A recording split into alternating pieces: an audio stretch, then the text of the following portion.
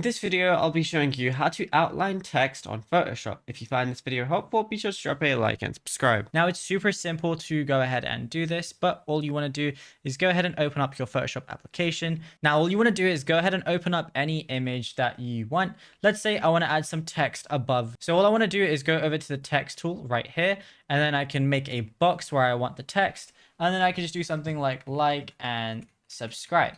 So once you go ahead and write whatever you want, I can literally just change the color if I want to. So we'll just go ahead and, we'll keep it white, to be honest. And let's say I want to make this bigger. So I'm just going to scale it up quite a lot, just customly like this, just so it's quicker. Obviously, it's not going to be super accurate. You don't want to do it this way usually. And then once you have it, what you can do is on the right, you're going to see all your different layers. Double click on your text layer. Once you do, you're going to see one of the options, which is stroke. Go ahead and click on that. And then as you can see, there's an outline originally, but it's a very small outline. So over here, you're going to be able to change the size of it. So you can make it massive if you want to, and you can change the position. So if you want the outline outside, it's like that. If you want it inside, it's just going to cover the whole thing.